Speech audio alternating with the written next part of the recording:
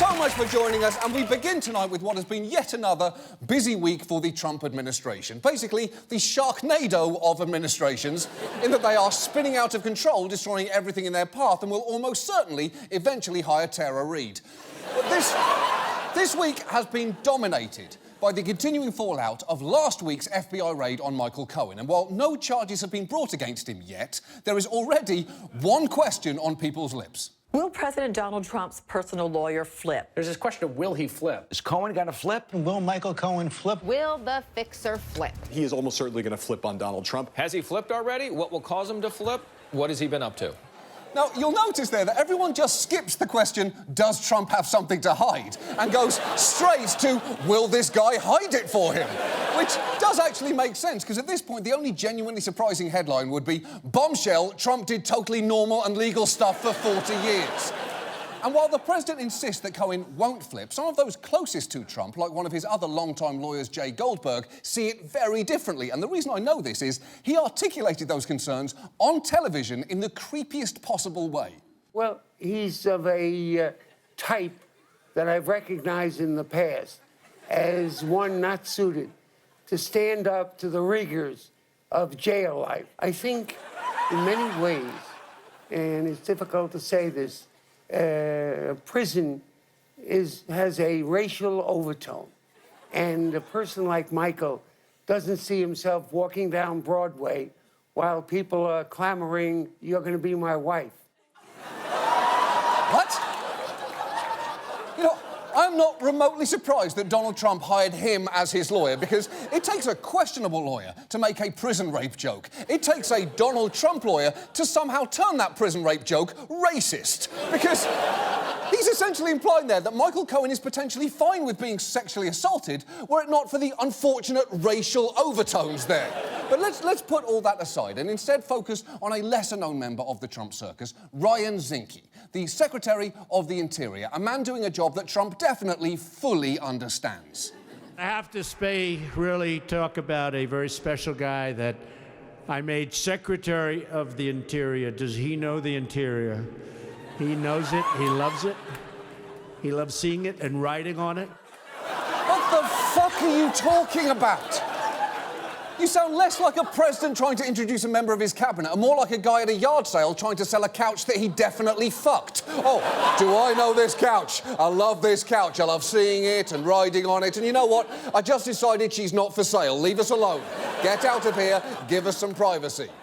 Zinke's job is to serve as a steward of America's public lands, although so far he's overseen the largest reduction of federal land protection in the nation's history, including reducing the size of the Bears Ears Monument in Utah, which included land sacred to local Native American tribes, by more than 3/4. And while many said that that was a favour to oil and gas industries, Zinke used his qualifications to push back hard.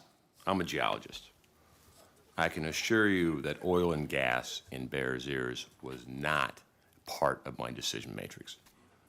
A geologist will tell you there is little, if any, oil and gas. Now, the geology is clear on that.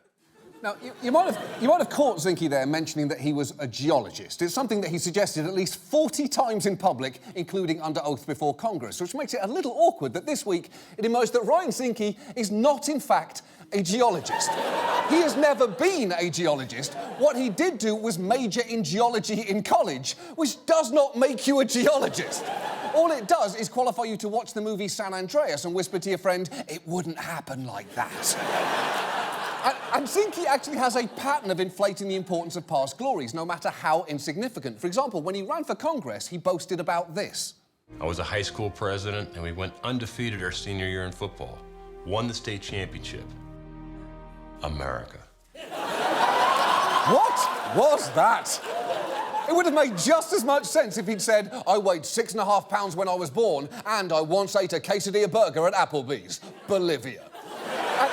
And look, all politicians self-mythologise, of course, but Zinke has a real flair for creative licence. For example, he served as a Navy SEAL, which is genuinely impressive. But here is how his service was described in an ad for his book. Zinke rose through the ranks to be a commander at the same SEAL team that killed bin Laden, saved Captain Phillips, and rescued the lone survivor.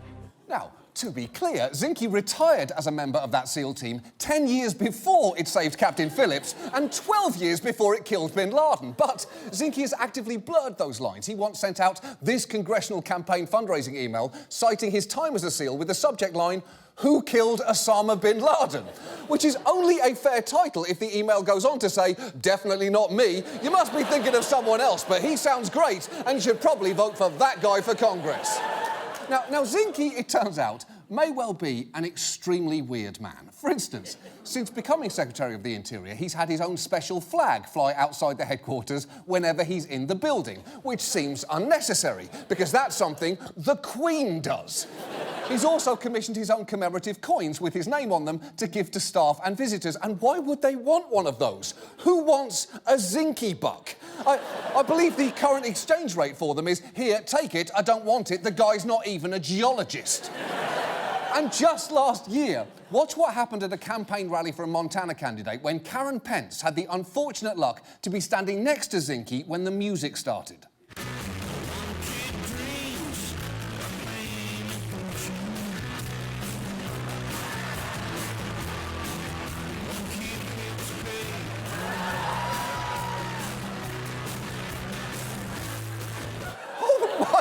God! The crazy part there isn't even that he lifted up the Vice President's wife without her permission and threw her around like a sack of unbleached flour. No, the truly crazy part is no one else was dancing there. So that, at its core, is Ryan Zinke. You may not have even heard of him before tonight, but he is an important, deeply strange man. If I may sum him up the way that he would sum himself up in a campaign ad, Zinke is an oil-friendly, coin-commissioning, non-Bin Laden-killing weirdo who throws second ladies around, and he is not a fucking geologist. America. And now, this. And now, somebody please tell Ryan Zinke he's not a geologist. Management decisions should be based on objective science. As a geologist, that's step one.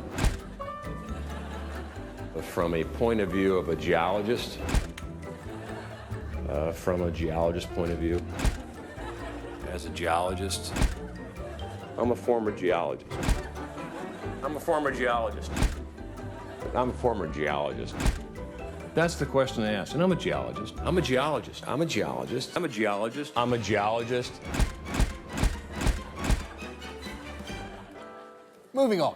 Our main story tonight involves diplomacy. The thing that keeps us from immediately going to war with our enemies and from telling Liechtenstein how we really feel. You are a snobby polyp on Switzerland and they should have you removed immediately. It is a busy time for diplomacy in the Trump White House, what with them planning the North Korea summit, weighing what to do about Syria, and a state visit with Macron next week. None of which is helped by the fact that no one has seen Jared in months. Where is Jared? How can we make crucial foreign policy decisions without the White House's goodest boy? And on top of all that, there's actually a massive decision that Trump has to make just around the corner. The Iran deal is coming up. After months of will he, won't he rhetoric, the nuclear deal is on the president's mind once again this week as he faces a May 12th deadline to decide whether to recertify it. And there's a growing consensus that this time around, it may finally be dead once and for all. Well, that is not a good sign for the Iran deal, because whenever there is a will he, won't he question regarding Trump, you can pretty much guarantee that he will pick the worst possible option. Will he pull the US out of the Paris Accord? He did. Will he try and ban Muslims from entering the country? He did. Will he look directly into the sun during the solar eclipse while pointing at it as if to say, look, the sun? He did. Of course he did. Of course he did that. And Trump has made it very clear how he feels about the Iran deal. He's called it terrible, a catastrophe, stupid, insane, incompetent, really sad, horrible, horrendous, horrible, horrible, terrible, incompetent, and one of the dumbest and most dangerous misjudgments ever, which is coincidentally also exactly what Trump writes in Don Jr.'s birthday card every year, as is appropriate. And those criticisms are just the tip of a very large iceberg. I think it's maybe the worst deal I've ever seen. I think it's the worst deal I've ever seen negotiated. My number one priority is to dismantle the disastrous deal with Iran. This is the worst deal. We got nothing. We got nothing. They have so out-negotiated our people because our people are babies. They have no idea what they're doing. They will find out that if I win, we're not babies. There's no more being babies anymore. Oh. That's right, Iran. There's no more being babies anymore. We're done wearing pull-ups and going tinkle in our Oshkosh. We can put our own straw in our juice box, thank you very much, because we are big boys and we have shoes with laces and also a bike that has Spider-Man on it that our Uncle Jim got us for Christmas, because we are big boys and there's no more being babies anymore. No more. And look, make no mistake. This deal dying could have huge, lasting consequences, which makes it a little odd that nobody is really paying much attention to the fact that on May 12th, if Trump doesn't feel like this deal has been fixed to his liking, he may refuse to waive a key sanction which could threaten the entire thing. So tonight, let's look at the Iran deal, what it is, why Trump hates it so much, and what's likely to happen if he kills it. And to start, it probably would help to know just a little of the history between the US and Iran, which has been fraught, to put it mildly. Here is a ludicrously brief recap. In 1953, the CIA helped orchestrate a coup to depose Iran's democratically elected prime minister, replacing him with the Shah, who was friendly to the US and to whom, funny story, we supplied weapons and a nuclear reactor. The Shah was overthrown in a revolution in 1979, and dozens of American diplomats were held hostage. Eventually, the Ayatollah Khomeini took power, converting the country to an Islamic theocracy. That is an insultingly brief history of the last 60 years alone, and there is a lot that I've left out there, but if you do want to learn more, just subscribe to my new podcast, Talking Tehran, with John Oliver and James Van Der Beek. Here's just a small taste of it. Let's pick up where we left off, with the privatization of state-owned enterprises in Iran. You're talking about the work of Rafsanjani? No. No, I'm not talking about that, John. You do this every fucking time. I'm talking about the underappreciated roles of moderates like Mehdi Bazargan. Oh, please, Van Der Beek, you're thumping on again about moderates like Mehdi Bazargan. Shut up. They never got the credit they did. No, they never got the credit they deserved. Rafsanjani was a glory hunter. Rafsanjani was the glue that kept the whole thing together. How dare you? Without the backing of moderates, he was nothing. You shut up. We need to do an ad for MailChimp right now, okay? Okay. John, do you send a lot of mass emails? It's a pretty good podcast. It's pretty good. And look, if you didn't know that James Van Der Beek was an expert in Iranian history, expand your expectations of what people are capable of. But the point is, in many Americans' minds, Iran's image is now reduced to a place where US flags are set on fire and where there are chants of death to America. And the truth is, that is still part of Iranian political culture. Much of the power in the country is held by conservative clerics who force religious compliance at home and pursue an aggressive foreign policy abroad. They are widely believed to be supporting the Houthi rebels in Yemen and Bashar al-Assad in Syria, and are a major funder of the terrorist group Hezbollah. And the current Ayatollah is still saying stuff like this. By God's favor and grace, nothing called the Zionist regime will exist in the region by 25 years from now. Okay, so it's not the most important part there, but the country's name is Israel, not the Zionist regime. If you're going to make appalling threats against a nation, at least get their name right. I'm sure that you would not like it if I called Iran Old Papi Khamenei's Palace of Persians, would you? No, you wouldn't like it. You wouldn't like it at all. But the truth is, that is only part of the picture of Iran. There's also a large, educated, relatively liberal middle class, among whom opinions of America tend to be considerably more positive. You can see it in the fact that they have knockoffs of American restaurants there called Mashdonald's, ZFC, and Pizza Hut, which, are obviously direct rip-offs of Marshdonald's, ZFG, and Pizza Hal.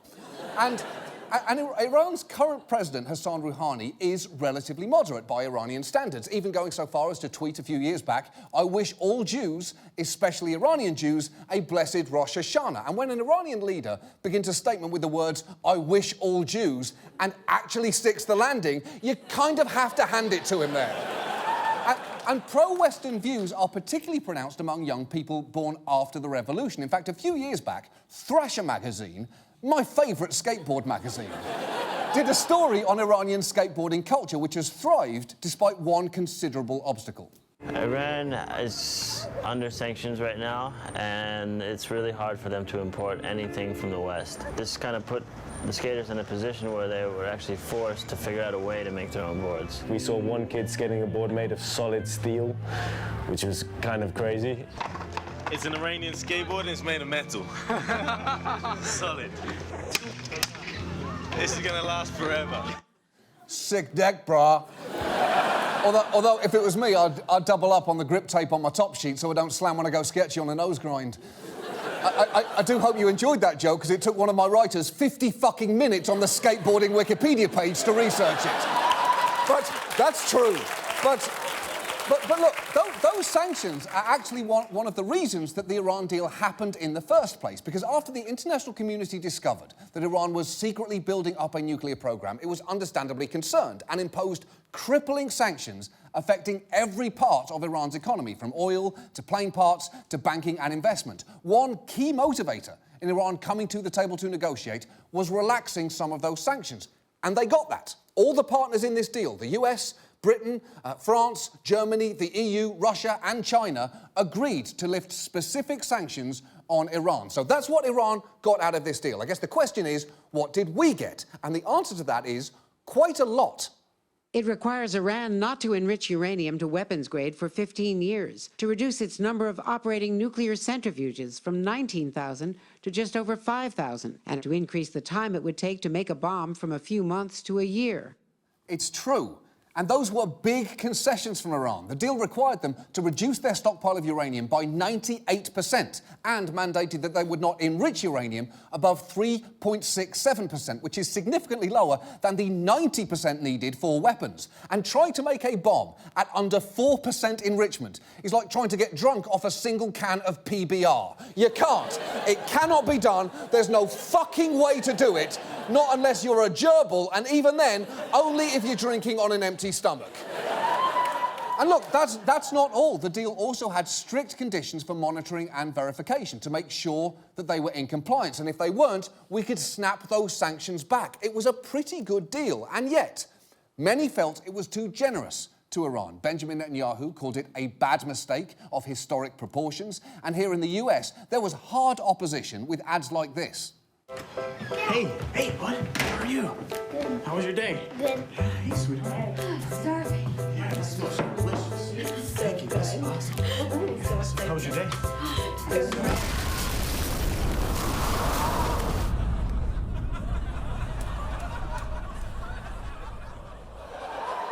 Wow. That is a hostile way to make your point. There is only one ad that you could completely justify being interrupted by a nuclear explosion, and it is this one. 1877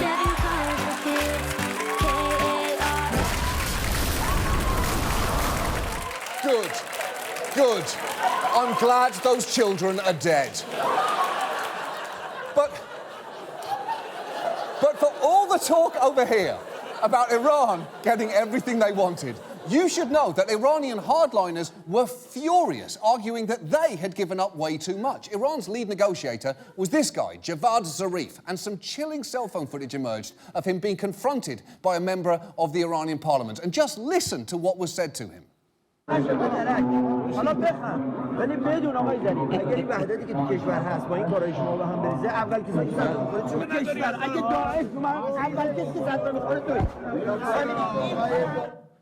Ouch. If ISIS comes to our country, you will be the first to take the blow. That is both scary and, honestly, not really consistent with how ISIS operates. They generally don't come to a country and say, OK, nobody dies until we find that first guy. Nobody kills anyone until that first guy takes the first blow. We do this in order, or we don't do it at all. We're ISIS. Let's not come off like crazy people. But despite all that opposition on both sides, the deal was signed, which was a huge achievement, or, as Donald Trump would put it, a complete disaster. I've studied this issue in great detail. I would say actually greater by far than anybody else. Believe me. Oh, believe me. And it's a bad deal. OK, so let's be absolutely clear here. Donald Trump has never studied anything in great detail. If you asked him what colour his wife's eyes are, he would say 34D, but firm. So what specifically does Trump think is wrong with this deal? Well, he has a number of complaints, and the first has to do with monitoring their nuclear facilities. In terms of, surveillance, they have the right to self-inspect. How about that? On their the most dangerous, they can self-inspect. OK, so that's just not true. They cannot self-inspect. The deal allows for regular monitoring of all declared nuclear sites, one of which even has 24-hour video surveillance, and it's done by the International Atomic Energy Agency, the UN's nuclear watchdog, which has already confirmed 10 successive times that Iran is complying with the deal. And fun fact, if Iran complies just once more, they win a free meal at Pizza Hut. So that's just an extra little fun incentive for them to stay in line. And that is not the only thing that Trump gets wrong about the deal's inspection process. How about this? We see something wrong or we think there's something wrong. So we have to wait 24 days before we go in. But before the 24 days start, there's a whole procedure. So who knows how long it could be? It could be 6 months. OK, so what he's talking about there is the fact that while, again, inspectors have constant access to their declared sites, they also get access to any other site, military or civilian, where they suspect undeclared nuclear activity. Now, Iran can push back on those suspicions, but once the IAEA demands access, Iran has just 24 days max to let them in. And it is a pretty tall order to completely clean up every trace of an isotope with a half-life of 710 million years in just 24 days. Think about it, that's not even long enough to adequately clean your apartment after you rent it out on Airbnb. How is there jizz inside my piano? What monster would do this? This isn't an accident, it must be why they wanted a piano. But one of Trump's other complaints is that some parts of this deal expire in 10 or 15 years, and as he sees it, that leads to an obvious problem. The bigger problem is that they can keep the terms and still get the bomb by simply running out the clock. Again, that is simply not true. They can't keep the terms and get the bomb. The terms expressly forbid them from doing that. What Iran could do, in theory, is wait for parts of the deal to expire in 10 years. Then it could ramp up its nuclear program, getting it closer to a bomb. But here's the thing. If the deal blows up, Iran could start doing that right now in 0 years. And 0 is less than 10. Trust us, we ran the numbers on this ourselves. I spent a week at Cambridge speaking with the Lucasian Chair of Mathematics, Michael Cates, and I feel virtually certain 0 is less than 10. Also, you should know, before the deal, Iran had enough enriched uranium to eventually create 8 to 10 bombs, which, remember, they gave up, meaning they currently have enough for 0 bombs, which, again, is less than 10. I cannot stress enough the extent to which 0 is less than 10. It just is. We have to agree on that, or we're all fucked. And look, it is important to remember, this deal isn't just between the US and Iran. There are multiple countries involved, none of whom are anxious to change its terms. Even Britain's Boris Johnson, a man who looks like what would happen if Draco Malfoy got an MBA and developed a drinking problem. Even he thinks a renegotiation is a non-starter. I don't think anybody has come up with a better idea. And I think it's incumbent on those who oppose the JCPOA really to come up with that better solution. Exactly. You can't just be against something without having any plan for what comes next. Trump is like a cat on an airplane trying to escape from its carrier. OK, but if you get out, then what? Do you have a cat-sized parachute in there with you? What's your fucking plan here? And obviously, I'm not going to say cat-sized parachute without showing you a cat in a parachute. That is just a given. I wouldn't do that to you. And look, while Trump has articulated broadly what he wants, some of his demands are complete non-starters. He wants a ban on ballistic missile testing, unconstrained access to any military site, and no expiration of any clause in the agreement ever. And if those are deal breakers for him, this deal is broken. And while you would hope that someone would talk him round, Trump has surrounded himself with Iran hawks. His nominee for Secretary of State is Mike Pompeo, who has reportedly said of Iran, "We know they're cheating, we're just not seeing it," which is a hell of a statement from a guy who gives rim jobs to gorillas. And sure, no one has ever seen Mike Pompeo giving a rim job to a gorilla, but that's how we know he does it. Think about it.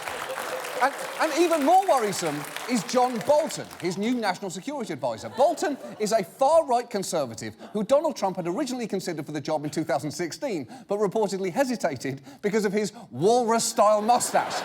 And I've got to say, I agree with Trump on that one. That mustache is a huge problem. He looks like he's possessed by the ghost of Borat. The point here is, Bolton has long been a critic of the Iran deal. I think the deal is inherently flawed. I think it's a strategic debacle for the United States. You can always tinker around the edges, and the question is whether putting lipstick on a pig is really going to make a difference here. Come on, this deal is preventing Iran from getting nuclear weapons. It's not a pig with lipstick. Besides, pigs don't need lipstick to look beautiful, you superficial arsehole. Pigs are beautiful just the way they are, and they don't need to conform to your completely unrealistic standards of farm animal beauty. Hashtag swine is sexy, hashtag feminism. And look, Bolton has gone much further than that.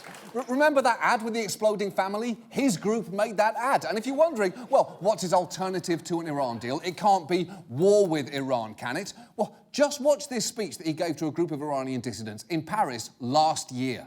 The declared policy of the United States of America should be the overthrow of the mullah's regime in Tehran.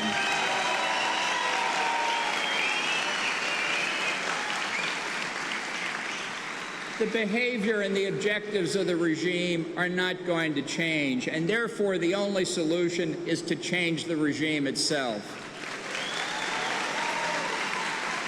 And that's why before 2019, we here will celebrate in Tehran. Thank you very much. Holy shit! To my ears, that is the National Security Advisor calling for the invasion of Iran before the end of the year, which is so flagrantly horrific, your brain can barely absorb it. It's like the barefoot Contessa announcing that she's going to murder and cook her husband Jeffrey before 2019. At that point, she's been so obvious, if no one actively stops her, it's partly on us.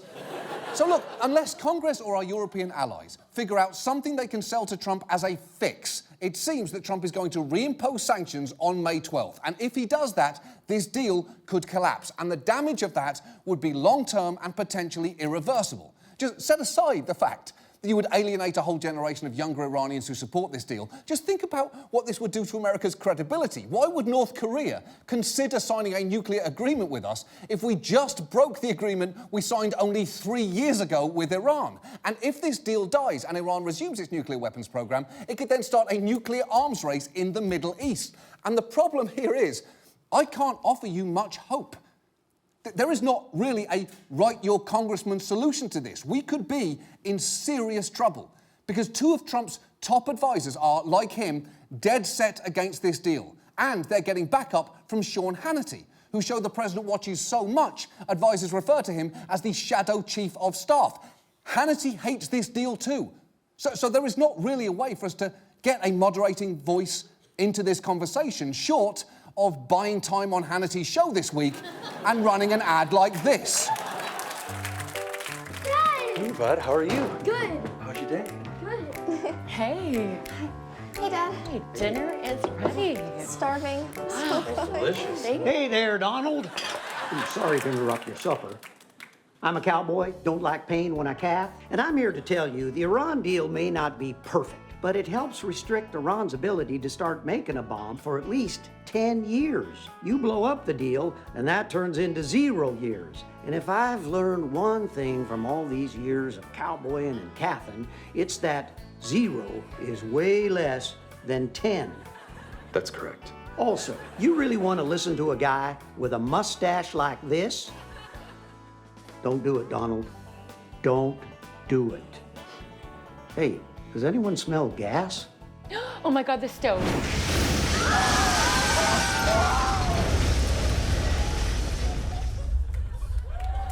That ad is scheduled to run during Hannity in the DC area on Fox News this week, where it will presumably confuse a lot of people. And I'm not saying that it's going to change anything, but at least we will know that we tried. That is our show. Thank you so much for watching.